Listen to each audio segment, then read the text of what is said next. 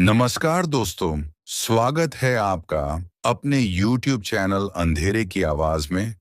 आज की कहानी मुझे भेजी है। अभय ने बिना समय बर्बाद किए कहानी शुरू करते हैं।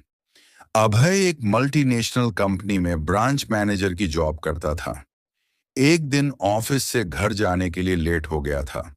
आपको तो पता ही होगा, मैनेजर को सब चेक करके ही जाना होगा। इसीलिए आज मैं बहुत लेट हो गया।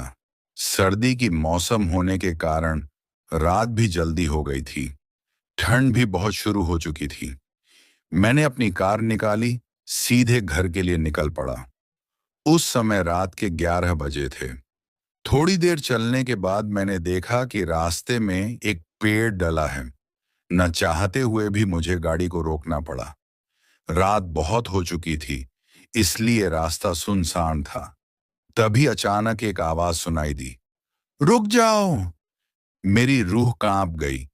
जैसे ही मैंने आवाज सुनी, मैं वहीं पर ही रुक गया और धीरे धीरे पीछे मुड़ के देखा, लेकिन पीछे कोई भी नहीं था।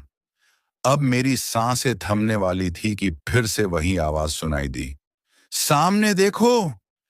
जैसे ही मैंने सामने देखा, तो जमीन पर कुछ चमकती हुई चीज दिखाई दी।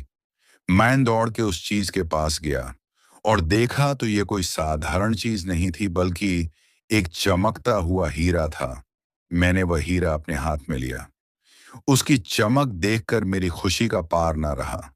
लेकिन मुझे कहाँ पता था ये कोई साधारण हीरा है या नहीं, बल्कि एक मायावी हीरा है।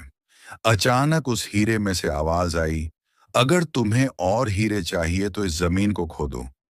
इस जमीन के नीचे बहुत सारे हीरे हैं। मैं खुश हो गया। मैंने उस हीरे को अपनी जेब में डाला और जमीन खोदना शुरू किया। मैं उस छलावा में फंस गया था लालच की वजह से। मैंने करीबन 2 फीट खोद काम करने के बाद अचानक में डर के मारे चिल्लाने लगा। इसके कारण उसका संतुलन खो गया और जमीन पर गिर पड़ा, क्योंकि उस गड्ढे में से हीरे मोती नहीं, बल्कि किसी इंसान का कटा हुआ सर मिला। ये देखकर मेरी हालत खराब हो चुकी थी।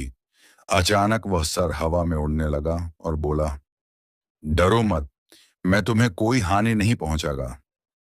मैं तुम्हें बहुत सारे हीरे जवेरात भी दूंगा। बस मेरी बात ध्यान से सुनो। मैं जहां जाता हूं वहां मेरे पीछे आओ। इतना सुनते ही मेरा डर खत्म और फिर से लालच। मैंने सोचा कि हो सकता है ये आदमी चोर हो, कुछ चुराया हो, लेकिन मर गया हो उसका खजाना। इसी जंगल में कहीं छिपा हो, यही सब मेरे दिमाग में चल रहा था। तभी वह सिर हवा में उड़ा और जंगल की ओर बढ़ने लगा। करीबन 1 किलोमीटर चलने के बाद वह सिर रुक गया। मैं भी रुक गया। फिर उस सिर ने मुझसे कहा, अभय, इस जमीन के भीतर बहुत सारे हीरे मोती जवाहरात छुपे हुए हैं।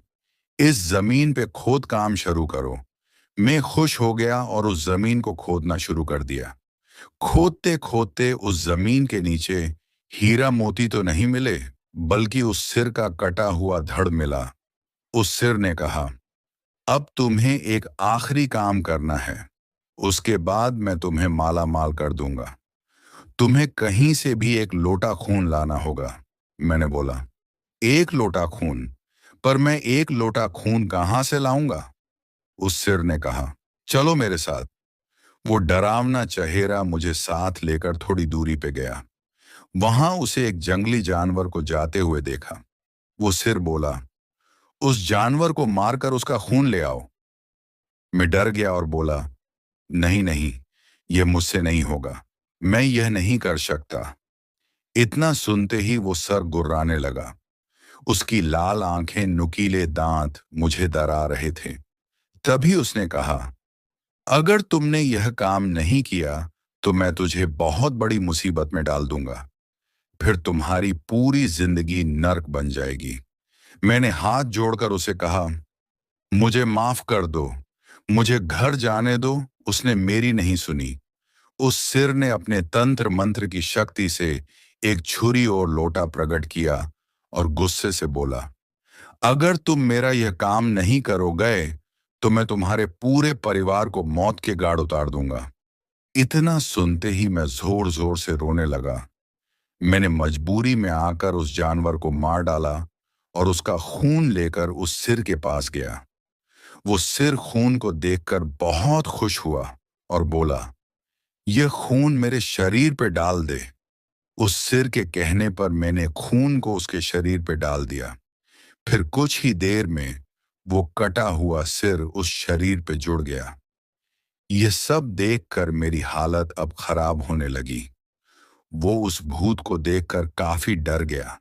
जैसे ही वो भूत जिंदा हुआ तो जोर जोर से हंसने लगा और डरावनी आवाज में बोला, तुमने बहुत बड़ी गलती कर दी कि तुम्हें मुझे फिर से जिंदा कर दिया।